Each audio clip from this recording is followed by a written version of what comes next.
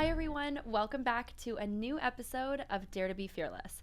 So this week I am in LA from London, and if you follow me on social media, if you don't follow at Alexa_Curtis and Dare to be Fearless, I just came off of a really cool segment with KTLA about cold calling and getting out of your comfort zone and really being fearless in business. And so with this particular show, what I really like to hone in on is tips and tricks for you guys who are perhaps in your 20s like I am, but really want to hit peak success in your career. Now, in this day and age, all of you want that instant, fast success. And I am living proof that it takes a really long time, and I'm not even near where I would like to be in 10 years. And so with the guests that I have on, I really like to have people on who have put in the work, who have really hit success, not at 18, 19 through TikTok, but really through following the steps that it takes to be number one, fearless, but also really build a successful career. So if you're familiar with the company Violet Grey or Diane von Furstenberg, which I love the wrap dress, it's an iconic dress. I've got on now the founder of the board, April Uchitel. She is here. You are incredible. We were just talking about Instagram. Aside from that, you just have like a beautiful family and life. And, you know, you went from working in tech and fashion, from Violet Grey, DVF, to now you have a really larger consulting company. So, you know, I want to talk to you about imposter syndrome, the building blocks to being successful, but walk back from the beginning. Okay. So I originally from Boulder, Colorado. I love Boulder. I moved to LA in the 90s and spent about 25 years in fashion. And, you know, back in the day here in Los Angeles, it was not a lot of fashion. It was very denim heavy in terms of, you know, the wholesale world that I lived in. And I worked at a company called BCBG, which is still around. I moved with them to New York and spent 9 years at DVF. And that's really where, you know, we watched this incredible rise of contemporary. Back in the day, it was really difficult to really build in the same way that you can now in terms of access to audience, and it's very much trade shows and showing up in all the ways that is kind of a slow pace. I always say about fashion, it's the most frenetic industry, but it moves like a snail. And so building a company over time, when I started at DVF, it was about 6 million. When I left, it was about 360 million. And just having been part of that ride, through international growth, through retail, through everything else, and obviously with such an amazing, iconic human at the helm, which was just an amazing experience in itself. But that brought me to New York, and I then went into tech. And so in my situation, I stayed always on the sales side at fashion. And, you know, your first point of wanting to get there so fast, and I think I did the opposite. I overstayed my welcome at a few places and really was, you know, kind of coming out of a scarcity mindset and wanting to make sure I had some stability and a 401k, and therefore kind of moved slower than a lot of my peers who were jumping every year or two and, you know, doubling their salary. And it just, my comfort zone wasn't there yet. And so I moved at a slower pace and finally got to this point where I realized like I was in an industry that I was no longer seeing the future in, and really looking at digital and looking at what was happening in tech and being at an age where I had to make that move. And you kind of end up doing, you know, side steps and back steps, and it's never really up one direction. And I think that's one of my biggest things to call out, is that it's like a jungle gym. You know, it doesn't all just go up. And so for me, it was a moment to say that this particular path I'm on, I really feel is a dead end. And ultimately, you know, I say that I didn't want to be a 50-year-old Garmento, and that was the path I was on. And I just had to get on the digital bus and kind of grab the, you know, the tailpipe. And so I became part of a startup called Spring. It was a mobile app that was kind of like a mobile mall. So we aggregated thousands of brands. And so I was the chief brand officer, and I was able to take my 25 years of working in fashion and apply all of those challenges to technology, where I really saw us kind of being the phoenix rising from the ashes. And I was 20 years older than the founder. So that was a huge step back. Changing from having, you know, VP titles and big teams, international teams, and office and assistant to 4 of us in a WeWork, you know, and I'm running around Manhattan with an app on my phone that I was pitching into companies, and people literally said, I saw you running down West Broadway, and that was me. And it was just a whole crazy exchange of a whole new language, you know, drinking through a fire hose, and really rethinking, and building new skills. And I think it doesn't necessarily have to come from going back to school or going, you can do this shift. And I know people use the word pivot a lot, and to me, it's really about evolution. Pivot seems like that no longer works. I have to go here. And while there is something about that, it's still like that is leading you somewhere else. And so for me, that pivot, that evolution into technology was just opened this whole other world of access. It gave me a reason to go and talk to thousands of brands, and nothing that I had thought about prepared me for what that now has brought me to with the board. But when you do that look back, every single thing happened for a reason. One executive I interviewed a few months ago, he said something about, your career is not, he said it's more like a jungle gym. That it's very similar to what you said. Mm-hmm. And I mean, it's so true. Talk to me about growing up in Boulder, because I grew up in a small town. I've been to Boulder. It's an incredibly small town. Yeah. I mean, were you always this entrepreneurial or eager to escape? I actually went to Longmont High School, and I just always thought I would do something in fashion. So I worked at retail. I worked at long gone Contempo Casuals. For those, my generation, it was crazy accessories and really trendy. This is way before there was fast fashion, but it was very much shoulder pads and bike shorts, and imagine in a hardcore 80s. And then I worked at a Benetton. I managed that, and I just assumed I would go into the buying, world and kind of get a job at Bloomingdale's one day. And when I got to Los Angeles, I didn't even realize there was a whole other side of it that sold to the buyers. And so that's really how I discovered the wholesale side, and which is where I ended up starting my career. But coming out of Colorado, it was very much like, that's not here. So the fashion world was not there, and that's why I went to LA first. So what did you study in school? So I studied sociology and psychology. It's nothing like what you do. No. And it was, but funny enough, I've landed in a sales role, which is both those things. If you think about human behavior and the psychology of selling, the psychology of really understanding who your customer is. So in a weird way, it does fully apply, to that type of a trajectory. And I think about people in college when you really still don't know exactly where you're going to go. What are those things you can learn that have the critical thinking attached to them, the things that can be applied to multiple areas of a business. And I have an 18-year-old who's a sophomore in college, and my biggest Achilles heel was the finance side. And so she's in the business school at Wisconsin, and I'm really pushing her. She's really good at math. She just did an internship at a VC to kind of get that muscle around being able to read a P&L, being really comfortable with numbers, which was never my skill set. And so later in my career, I was kind of handicapped and had CFOs weaponize it against me. When you have kind of a whole dark spot that you're really relying on someone else's skills and knowledge, to me, that empowering yourself with those basics, because that's underlying any business. Whether you're an entrepreneur, whether you open a salon to start some CPG company, like you really don't want to be in the dark on the finances of the company. And so to me, I think getting anything in that world, economics, accounting, really understanding margins, really thinking about the just profit and loss in general, if you're building at all, is what I tell every young person, because I didn't have that. And it was, back to, you mentioned imposter syndrome earlier, it did make me feel like maybe I wasn't smart enough to be in that room, or, I should have all of this nailed. I should be excellent at all these things to be able to advance. And I think that's something that women also really hold on to, is feeling they don't want to bullshit their way through, so they really want to learn it, and so they tend to move slower, where I know a lot of men just feel like, I'll figure it out, and I'll get in there and then I'll figure it out. And I think that's also a piece of advice of knowing that no one in that room has it all figured out, every aspect of it. And so it's really the desire and ability to be really honest about what you know and you don't know, because we also think sometimes you have to kind of fake it till you make it, which to me is the sister to that imposter syndrome. Yeah, I've actually done a lot of research on that topic, and it's so common, right? Fake it till you make it. I think it stems, though, from imposter syndrome. Yeah. It's like the only way to counteract imposter syndrome is to fake it. And so some people are like, that's a great thing. Some people are like, it's a bad thing. I think the confidence side of faking it till you making it is definitely good. But, it also can put you on a different level in terms of then when you walk away from whoever you're faking it in front of, you're still stuck with the same completely. You in the mirror, and it right? just stays with you. It doesn't leave, and it kind of compounds over time.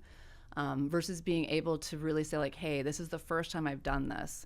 Can you guys walk me through this? Is so much more empowering to be vulnerable in that moment. And quite frankly, majority of the people in that room will be really excited to help and will be really happy someone else called it out. And I had a situation when I was at Spring and we were literally going around the room, was like, holy shit, like, don't come to me, don't come to me. Like, I have no idea what you're talking about. Acronyms that you don't use in fashion that are used in technology. And I was like, I'm going to pretend I know what they're talking about. I'm going to just kind of, and then the guy before me said, I'm so sorry. The CTO said, I'm not sure what that means. And I was like, oh my God, thank you, because I was going to try and like figure it out as from context of what everyone else was saying. And the person who should know the most, the CTO said, I'm not sure what that means. And, it was such a lesson for me to be able to be honest, and to let them know what you know and what you don't know, as opposed to pretend you know something you don't, because it does tend to, catch up to you. Can you please tell me what you would say to your boss, like a younger you, or what you would say to somebody who now works for you and is too scared to say, I don't know what I'm doing, or help me? Yeah. I mean, is there a sentence? Like, what do you say?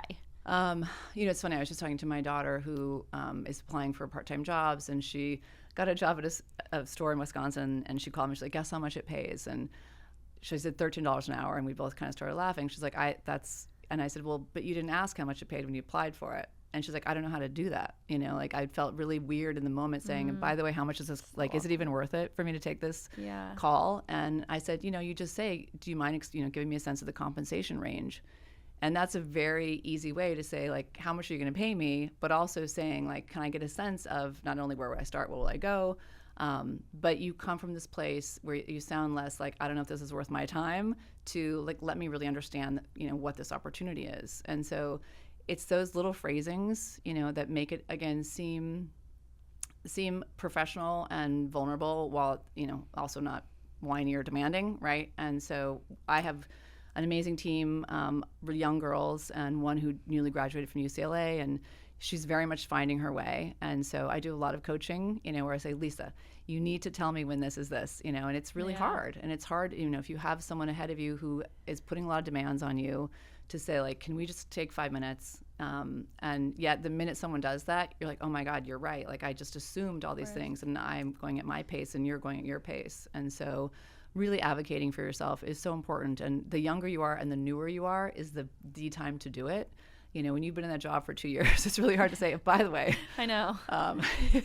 Do you think that those are kind of confidence building tools, though, or is that something more about being more forward? I mean, what's the main problem you're seeing with this generation, and why they're not getting the role they want or able to facilitate these conversations? I think it is this sense of, everyone else looks like they're killing it. Everyone else looks like they know it all. Everyone else looks like they've jumped from here to here to here because of what you're seeing on social.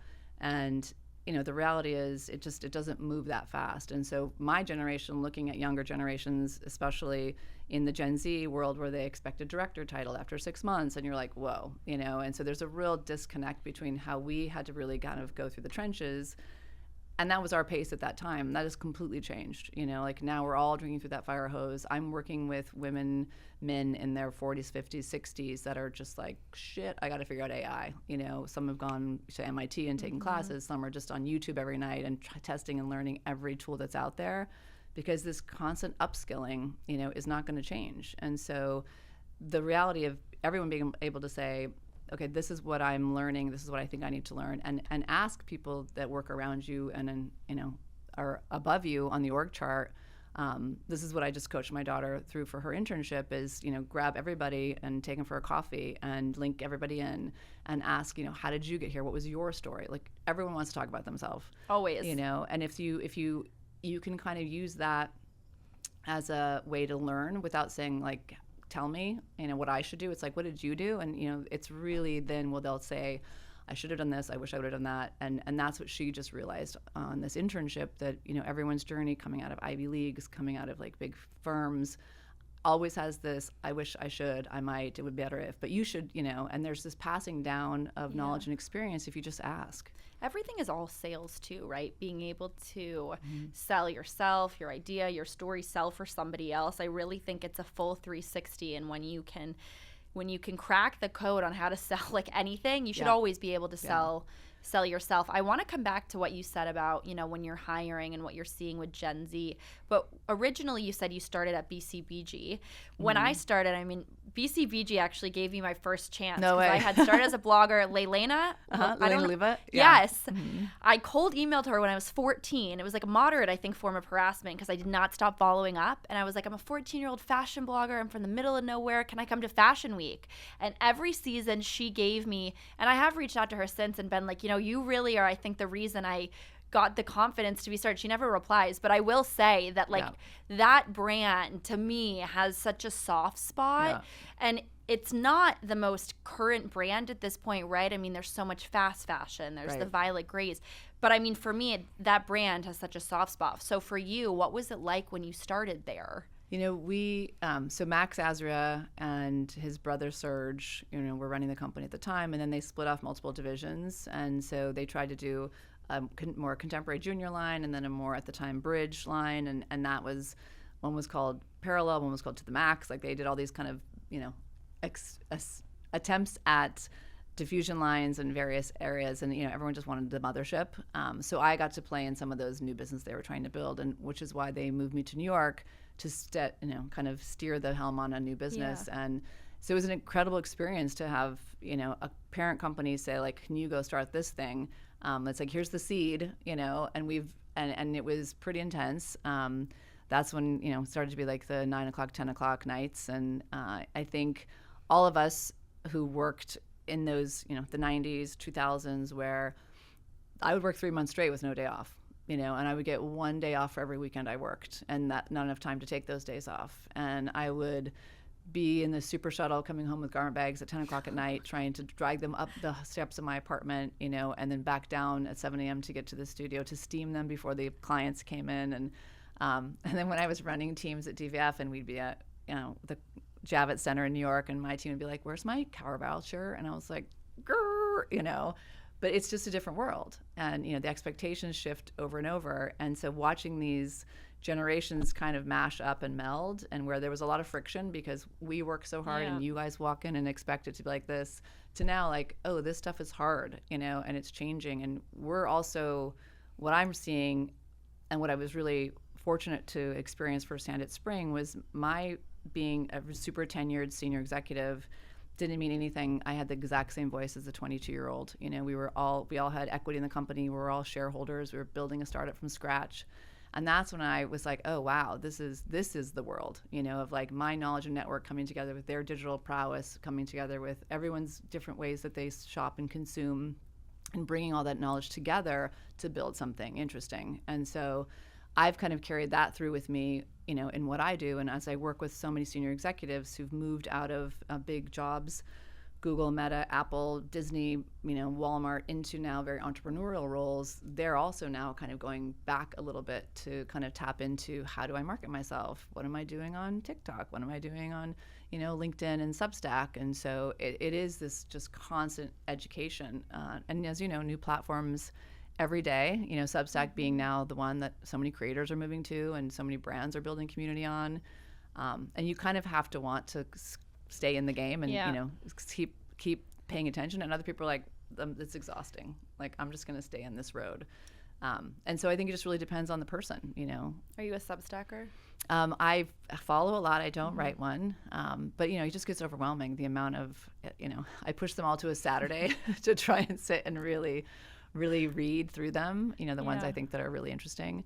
But the people that do it really well, it's a pretty amazing medium. Yeah. I'm a diehard Beehive. Do you know what Beehive is? I've heard of it, but I've not spent any time on it. Yeah. My friend started Beehive, but I definitely think it's the more Gen Z. Like, Substack was around for a while, and I think the way that Beehive has evolved with community and growth in the newsletter space has like brought Substack into a limelight. Interesting. And then MailChimp, I think, is kind of now just at the bottom for like more, direct to businesses, B2B instead of B2C. So when you say that, the corporate to the startup, it's not the word emasculating, but was that strange for you? So when it happened to me at Spring, I would literally see my peers, like the whole team at Bergdorf. So I saw at a conference one time, and they're just like, oh my God, what are you doing? Are you selling an app? and then 4 months later they'd be like, how'd you know how to get in there? Like, we need to get out of here. This sense of like, I am going to be the dinosaur. The future is over there and we're on the bus, the boat that's sinking. And so, it was literally taking steps back. And then as, fashion has changed a lot, it's gotten really challenging. I moved into beauty really organically, having built a marketplace where I worked with multiple kind of industries. Started to work with Estee Lauder and Charlotte Tilbury and all these brands at Spring. And when I got to LA and I took the CEO role at Violet Grey, it was another 130 brands. And what would happen all the time is they would be reaching out, I need a president, I need, looking for this formulator, the sales agent. And I slowly, over my course of my career, was always connecting and mentoring people. And so that was the foundation, because I had such a broad network and just this 360 view into all of the siloed challenges that companies were having, and then now individual consultants were having, where everyone's just home in their office, moving a business forward. And so the board really came organically from, creating one point of sale technically for talent that has been in all these incredible companies and brought amazing brands to life that are now applying their skills across multiple companies, which I really think is the future. I don't think you need to sit in a very hierarchied role for 5 years and, kind of climb the ladder in a way that skills are so specialized now. There's certain things you need for a certain amount of time. Obviously you need operators, et cetera. But if you were to look at your career and like, okay, now I've got to figure this thing out, who can help me get from here to here, doesn't mean you have to hire a C-suite. No. So when you're hiring or when you're working with Gen Zers, what are they doing wrong? We can get into what they're doing right, but I really want to know what they're doing wrong. I see them the most as founders. So the board is 15 years plus. So my community is very senior and C-suite, but we help a lot of emerging brands. And so especially in, technology, I work closely with a 24-year-old founder for the last 2 years who's building a tech platform. And she started in college, and it was kind of like the Tinder for fashion, and it was a styling app. It's called Mata. And she does affiliate with, My Teresa and Bloomingdale's, Saks, et cetera. And so it's been a really amazing, funny enough, almost a two-way relationship where I'm, consulting with her, but I'm also picking her brain a lot along the way. And so that's been really cool to see how she's building, completely pushing into an area that she didn't have any skills in, but she saw a need and a problem to be solved in the way that she wanted to shop and how she wanted to access. And I find it just completely impressive. And so I would set her up with meetings with this team from Estee Lauder, this team from Farfetch, and watch this young girl with a very, slight voice sit on a Zoom with, 5 very seasoned 25 to 30-year-old, beauty executives. And in the beginning, they'd be like, oh, she's so cute, and she'd start to talk. And then at the end, they're like, holy shit, and just watch that shift of you just can't judge. No. And on the reverse, the same thing too. You may look at someone who seems, they've been there for a long time and, yet they have so much incredible knowledge and deep relationships and networks to be leveraged. And, I kind of go back to that mashup. It was where it gets really interesting. And I'm seeing that happen more and more. And it's just about respecting both sides. How did you guys meet? With Madison. So we were connected through a friend who did her PR. And so, at the end of the day, this is what it's all about, your network. I've really built this company on my network and the network's network. And, I kind of say the cream rises to the top. Mm-hmm. When you go to a company and you're like, okay, you, not you, it's like, who's on the same plane in terms of integrity? Who would you really trust with sharing vulnerabilities to? Who are you really impressed by in the way that they do things? And those people tend to stay in your peripheral, and you see them, they go to a company, you're over here, you're over there. I always used to say in fashion, it was, that assistant buyer is going to be the GM one day. So, you never burn a bridge, mm-hmm. even if that person is horrible and toxic, you just don't know where they show back up Kill later. Them with kindness. Yeah, completely. There's no winning, from kind of tearing someone down. And the people that do it eventually are the ones that just, become literally toxic. By that point, mm-hmm. no one is inviting them to anything, and, you've alienated yourself. You were at DVF for 9 years, mm-hmm. right? Was there any advice along the way DVF gave you? Anything that stood out? She in so many ways, her whole thing is you can have a man's life in a woman's body, very empowering from that perspective. But then on the other side, she's like, but something always has to give. It's either there's the your career, your relationship, your time with your children. Like they can't all be number one at the same time. And I think that was really amazing advice where, we try to somehow divide that time equally. And it's just, there's times when this is in front, and for me right now, building a company, I know that like that's jumped over maybe my romantic relationship because I'm like, okay, you're good, we're fine. It's been 22 years. Like I'm working on career and kids right now. You know what I mean? And to be able to have that level of like, great, go, I got you, kind of partner is amazing because they can't all fire equally at the same time. What is the secret? How do you stay married that long? I think for us it's like traveling. You mean traveling together or apart? He was a photographer and he traveled the world. Cool. And, when we first were together, and he still travels a lot. And I, having time away, it really helps. Yet so many people work together and they've been together I have friends that have been, business partners and life partners for, decades. And that's a whole other thing. But having your own thing is really critical, and having someone who is just your biggest cheerleader. Can you explain to me what Violet Grey is? Because the founder of Violet Grey is also pretty incredible. But you were CEO. Yeah. So the business launched in I think 2015, and I came in 2017. It's really the whole idea behind it was very much taking a very crowded space, right? Beauty, and there's a million things available, and she created the Violet Code, which allowed every single product to be tested before they stocked it. So really, we always said that we're selling trust. So if you can choose from 10 mascaras, these are the ones we recommend. And so they were able to go in to companies like Chanel, who never lets you cherry pick the product catalog. You generally, if you're a retailer stocking a brand like that, you take everything. Like that's how the game is played. But because they had such a heavy lens on the media aspect and the way it looked and felt, and it was really brand building. The content is what they really are known for, and this real kind of Vogue interview magazine kind of vibe of sexy and very much luxury, really aspirational of like, I want to be that girl type thing. And it stemmed from the founder having spent a lot of time in, the makeup chair herself and asking tons of questions to the makeup artist and was like, where can I buy this stuff? Like, and I didn't know that was that ingredient, or, the lack of education around beauty products and what they do and how they work. And so creating a very editorialized version of beauty, and then and by the way, you can also buy it here. So it really started in kind of more of a media space, and then moved into an e-commerce space, and then they opened a physical store on Melrose Place, and it's just a real beautiful, feels like you're in a French apartment. And so the whole experience of luxury beauty is what would put them on the map. And most companies I talk to, they all want to launch a Violet Grey because it really does kind of set the certain tone.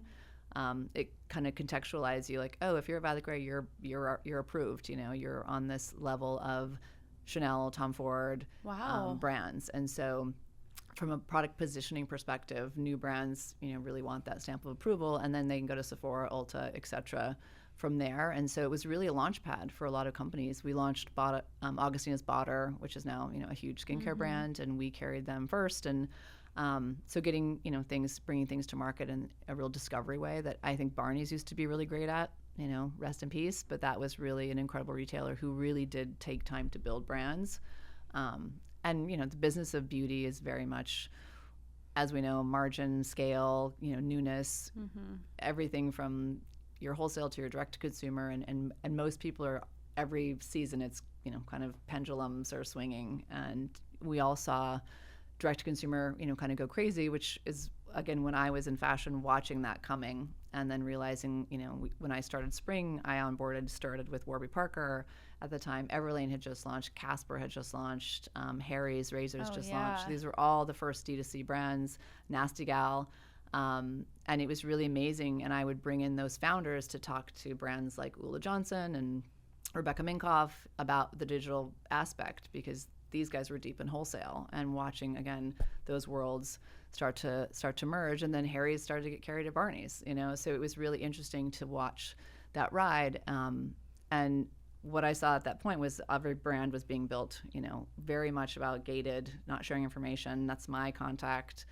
And COVID kind of tore that all up, where people realize we're deeply connected. Yeah. And, it really helps to help each other. I love that you bring up Barney's because I remember my young days when like Fashion Week was at Lincoln Center and walking by Barney's and then Balthazar, and I was like 14 and I didn't even have a credit card. I was like alone in New York. It was just the best thing. Are all Barney's closed? Yeah, sadly. I mean, the name was sold off. I think, they're licensing or talking about licensing things. But it was really just an incredible era, truly gone days. And, you look at Dover Street and the Webster, and there's a lot of amazing brands, 4510 out of Dallas, the Conservatory, that are doing, kind of their own versions of, this kind of multi-boutique environment. Fred Siegel, who also is now gone, I know. Which is so sad. When I got the email about that one actually shocked me. Yeah. I mean, I was really, because there's a Fred Siegel on Sunset. But that's a bit, Yeah, it was. You're right. Yeah. Did they take that? Was totally. Because there was two of them, right? I'm assuming that is gone, but I haven't even looked, to be honest. But yeah, the original one on Melrose, and they used to have one in Santa Monica. Yeah. And it was the place to be. It was the place to go. Like the Hills days. Yeah. Yeah. Totally. Yeah. So what was I going to say? Okay, so Violet Grey, it's a very saturated market. I mean, with the Glossier, and you've got Sephora, and you have Ulta, which obviously sells these other companies. So why did this make sense? I mean, how did this hit? I mean, I think it really, because it did cut through the noise with content. It was doing beautiful photography. Most companies, if you look at the economics, you take the brand's assets and you publish it on your website. And Violet Grey was shooting all of the content for themselves, and they were really differentiating the look and feel. And the customer experience, very much targeting a luxury consumer, someone who's going to easily spend $300 on a serum. And so brands like Vintner's Daughter launched there, Barbara Sturm, was launched there, and Gucci Westman. I remember Gucci and David, her husband, coming in when they were launching her beauty line and literally sitting in the store with them and like showing how it's going to look next to everything. It was just this real iconic place to vision your brand in. And so while it wasn't doing, the hundreds of millions of dollars in volume, it was very much brand positioning play. And so brands just kind of looked at it as an advertising opportunity, to be in the company of those really premium products. And then to have any kind of exclusivity, was always key too. And so it's still, it's also, Goop has something similar. So Goop also does a lot of, bringing new brands to market, is very much aspirational in the way that brands see themselves. Like, I want to start there. There and there, and then getting into the Sephoras and the Ultas, the Blue Mercuries, the Detox, Credos. There's just some nuances, that are like, this is better for that brand than that brand. But still, it's a big lift. And I had been on the fashion side, and watching that world really, really change, and all of the closures there. Matches is gone. It's the same, kind of now merging Neiman's, Saks. It's all wild to watch. I can see you at brunch with Gwyneth Paltrow. Are you friends with her? I've met her a few times. I know a lot of people on her team. And now when I think of you, I think of like Goop and just perfect skin and like the whole thing. Yeah, and she's done an insane job of creating a lifestyle brand and business, and everything that they've touched, from the Netflix special to the stores to just really, really forward, ahead of so many things, building community in a really big way. And not being afraid to have conversations around, the vagina candle and, menopause and the things that have been taboo for so long. And it just takes a few people to kind of break ground, and then everyone else, can come through in those conversations. And we're working with the men's skincare brand, where I think men's skincare is really interesting and where that's going. And yet, most people don't really think about their skincare, most guys. And yet I have a 15-year-old son who is obsessed with fragrance and obsessed with skincare, and has to be TikTok, because it's just wild to watch this generations, and he knows more about dry down and ingredients and fragrance than I do, and so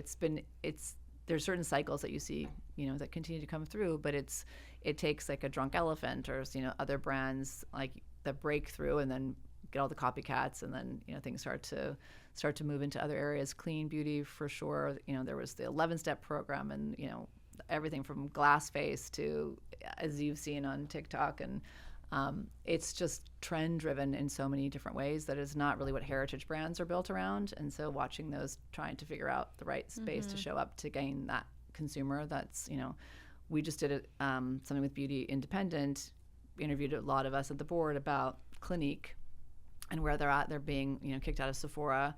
Are they? Why?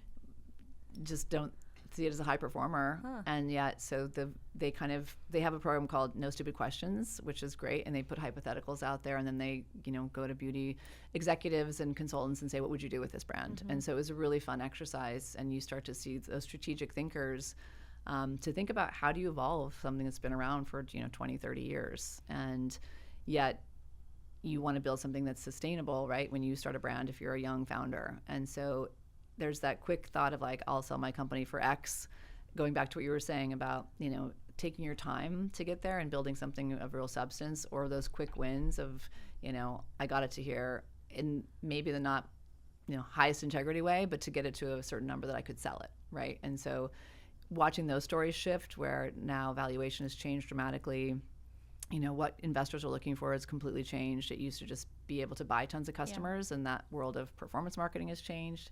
And all of these industries have all of these niche industries. And so when I think about this next generation coming up, there's so many pockets of where you can start to just, again, build this base to where you want to get to. But you can't just get here. It just doesn't work for anybody. You need to walk, not run. And I think because, again, of social media, I interview founders, right, in a sense, for a living. And I always find some of the younger generations of them that I've interviewed or whatnot. In my opinion, if you have an intention of selling a company, and that's the reason you started a company, I've never met someone successful whose intention is to sell the company and they've ever sold a company. No, because they're going to make decisions based out of just that end goal versus, is it about the right product? Is there a sustainability component? Who is my target customer? What is my mission and vision? And if their mission and vision is just to sell a company, then it's probably not going to be a great product. No. It's probably not going to have a great story. And, I think the customers are just too smart at this point. Look at what's happening, just celebrity brands in general. With Selena Gomez, she's nailed it. She's done an incredible job. There's many others that, you don't even know if they're still around, after there was a lot of hype around them in the beginning. And it just goes back to, do you have the authority to be in that space? Is there real integrity around what you're doing? Is this a land grab? And I think people can tell that pretty quickly.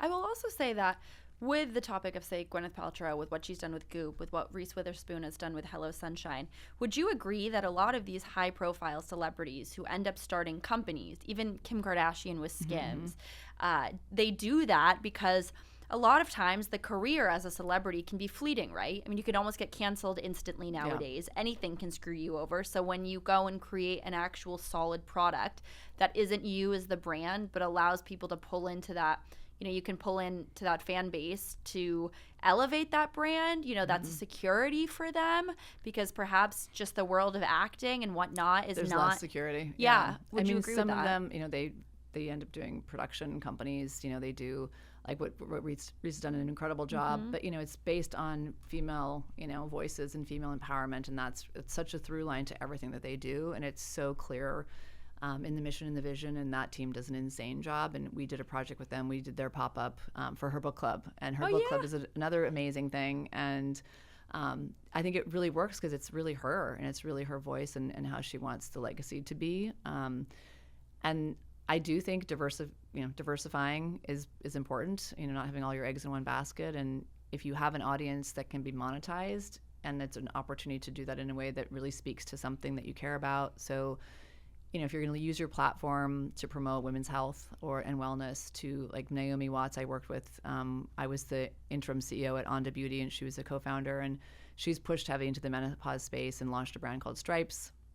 And we'd had many conversations about it for well over a year and a half before she actually did it. And she was actually kind of terrified of doing it. And does that take away from her acting? Does that somehow, does she lose credibility in that? But that conversation was very important to her because she went into menopause in her 30s. And so she, just knew that space needed a voice and that she had a platform. And that's what I mean by it was very much authentic and part of her story. And it wasn't to really just commercialize her name, but it's like, there's an opportunity I have here. And she'd obviously been in beauty having Onda. And so when you see those that really are who they are, and it doesn't, she's just insane with, everything she does, and it doesn't take anything away. She can figure out to do both. Does Meryl Streep need a beauty brand? Probably not. You know what I mean? So it's like, but it has to be something that you really, really are excited about. And then you have to know that it's a lot of work, and even if you do have an amazing team, if you're going to put yourself out there as a founder, like you really have to show up. And I think those that are successful, they really get that. I assume across the years of your career, correct me if I'm wrong, you've perhaps dealt with imposter syndrome, insecurity, anxiety surrounding whether or not you'll become successful. Yeah. Any stories? It's funny because you think about the look back, Steve Jobs talks about it. There's in a famous college speech that he gives, and it really is that looking back as to all the things that got you there. I think trusting that you're on the right path without having to have it totally figured out, is so key. And it's what I try and tell myself still. I'm 57. I have a 90-year-old father who does 400 push-ups 3 times a week. And so I'm like, okay, I'm going to be around for a while probably. And so what does the next 20 years of my career look like? It's not like we don't retire at 65 anymore. There's just insanely, look at the Rolling Stones, it's just incredible examples out there of like a long, passionate, full life. And so to me, it's like, what are you really excited about? It doesn't mean, follow your passion. I think if you listen to Scott Galloway, who has he talks about this a lot. It's just like, fuck your passion. It's like, find something you're really good at that you can make money at doing. That's his take. And it's really somewhere in the middle there of like, okay, you have to be motivated to move forward. But just know that there's no end game. Like there is really no end game. It's not like when I get here, I'll be happy. When I get here, I'll have everything. When I get here, like you keep moving the goalposts for yourself. If you are a motivated person, you get closer, then you just set your goals and keep setting your goals. And then you look back, you're like, whoa, how did I get here? And it's really in those daily kind of intentions where you're trying to get to and learning a lot about manifestation. We get a little woo-woo when you get into your middle age and you start to look ahead towards your mortality and also look behind to what you've been able to experience and just be really grateful, especially in this very divided world that we live in. And, knowing that we're all truly not that dissimilar and, what we want and how, the lives we want to live. Taking the Instagram reel, off the table about what a perfect life looks like and just, a real fulfilling life. And, those are the questions to just constantly be asking ourselves all along the journey. But I think, the imposter syndrome piece of it is just, if you can rephrase that for yourself, not like, I don't belong here. Like, how did I get here? They're going to find out I don't belong here. They're going to find out I don't know what the fuck I'm doing. That's a sense of when I go back to no one has it all figured out. Like my CTO in the room who'd been at Google, was just like, I don't know what this word means. You know what I mean? And I think being able, like I said, to be vulnerable in those moments, to say like, listen, this is the first time I've come across this. So when I was the CEO of Violet Grey, I would go into meetings and I'm just like, okay, I can bullshit this, or I can say, guys, I've actually never done this thing that we need to do before, right? And some people will be like, okay, great, let's go. And other people are like, oh God, you're supposed to know this, you're the boss. And those are the voices I have in my head. Like there's going to be half the team is going to be like, okay, why is this idiot running the company? And the other half will be like, we got you, let's go, And so it's a little bit of, you have to, read the room. You have to understand a bit of who is in that room. And then, you kind of find your cheerleaders, and you find the people that are also thinking about things the way you're thinking about them. And those are the cohorts that you kind of carry through in your career. And if I were to, go back to all the people that followed me to the board, is because of how we, interacted over many, many years in that very clear, transparent way. So when I was pitching a tech company to someone who's like, what is this and why are you doing this? That vulnerability that I shared of like, I'm doing this because I really see this future and you do not see it, and then they're like, wait, do I see it? You start to change the conversation just by having one. I love that. And I like that you mentioned Scott Galloway, because it's a great, He's no amazing. Bullshit, right to the point. Yeah. What do you do in a day? Like, do you have a morning routine? I live in Laurel Canyon, and so I can walk across to the top of a hike, which is amazing. Nice. And so I do that almost every morning. It's like a 45-minute loop, and that kind of resets me. And listen to podcasts. Usually, I listen to Pivot a lot. The Daily and Smartless are my top 3. And so one's entertaining, one's informative.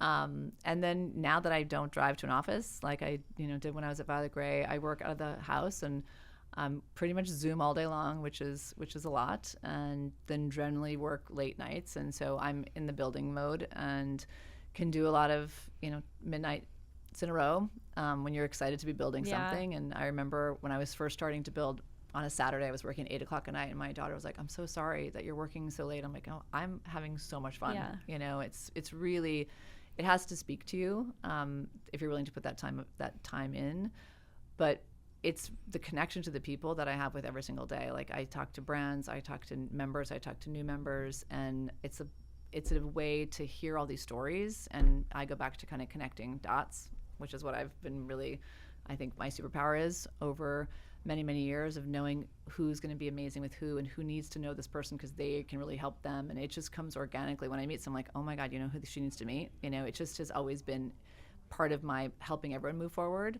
And so there's just a joy when you can make those connections that are really fruitful for each other and realize that there's just the idea of scarcity, that there's not plenty for everybody. It's so crazy, when people kind of come from that space. And that's something I've just tried to debunk for years. And generosity is underrated. There's always enough room for totally another successful person, a good idea. Yeah. What makes you fearless?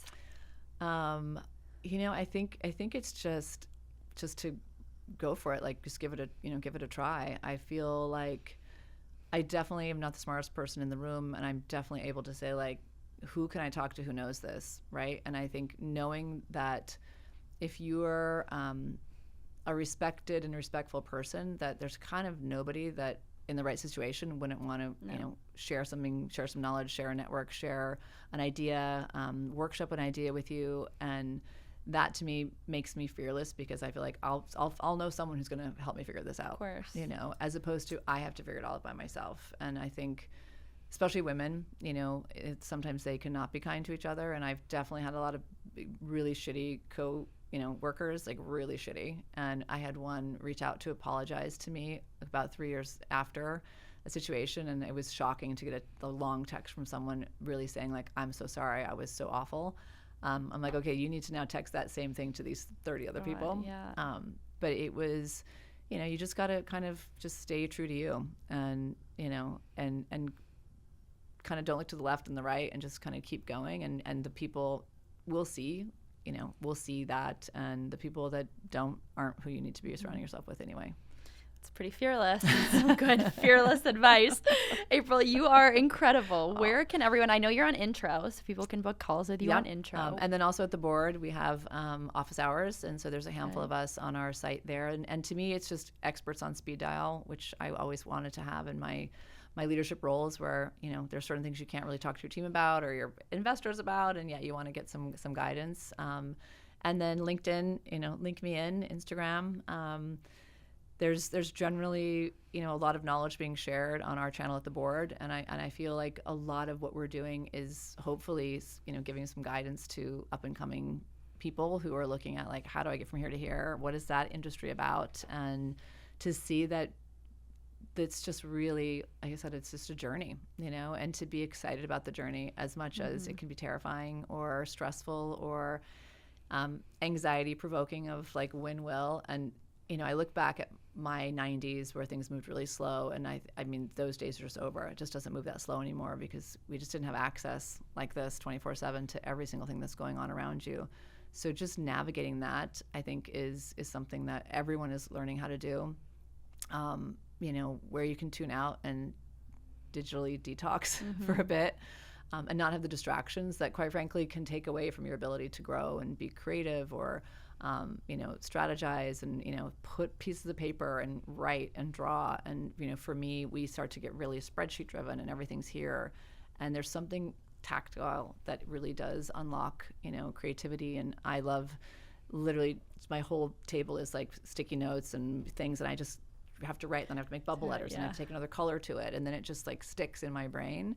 And if it's all just here on a screen and it's all in my notes on my phone, it doesn't feel as deep and connected as I want it to feel. And so those kind of creative days are so critical, no matter what your industry is. I love a hard notebook. Yeah, That's what completely. keeps me grounded. Thank you so much it's my for coming. pleasure. You are It an was really my incredible pleasure. mentor, role model for aspiring current founders. Thank you so much for having me. Thank you. You know, you're just doing an amazing job. And so, you know, I love that you reach out. Exactly what you're doing is exactly what people should do. Yeah, thank you. That's what I tell people. You literally have to just reach out. Yes. And the worst thing somebody can say is no, and that means they suck. And then find someone who's better and says yes. Totally. Or they're just like, I would love to, but I'm really drowning, and maybe in That's 3 months. fine too. I think it's great to just give somebody a reason. I can't agree. because, or even when someone says, "Can I come on the show?" Even if it's just I'm just not interested in their story, I'll just say this just isn't a fit for the kind of guest that I'm looking for. 1,000%. And you know, the ghosting makes me insane. You know, I'm a golden rule girl, and I feel like my time is just as valuable as your time. Always. And so, to me, it's just those are the people you just weed out right away. Yeah. You know, but you're gonna have those. You know, there's one everywhere, and you know, the mean girls from high school are the mean girls in the office, and the mean girls in the mom group, and they're the mean girls, you know, dropping their daughter at college. Like, they are there. They're not going anywhere. You know, you just navigate around. And I think it's just diverse context, right? Like, don't just stick to an industry and build all around there. You know, there's so many industries that there's so much knowledge being shared, and I think that's what I've loved now is looking back on how I'm really building the board. It's not just marketing, not just beauty or just fashion. No. It's this cross-section of industries and disciplines that you can learn from behaviors happening in healthcare or hospitality and how they relate to wellness or food or you know, technology and innovation and AI across everything, marketing and sales across everything. Like, those are just things that, regardless of what you're selling or marketing, you know, there's skills that you need to learn to market or sell. But just to be open, and all of a sudden you're like, holy, that's where I should be, you know? And so to me, it's just eyes wide open. Flexibility and openness. I love it. Thank you so much. My pleasure. Thank you so much to everyone who tuned into the show. If you like Dare to Be Fearless, make sure to write a review on Apple, as well as let me know who you want to hear next. Follow April on social media. I'll link everything about her, as well as where you can book a call with her on Intro, in the show notes. And I'll see you next week for a new episode of Dare to Be Fearless.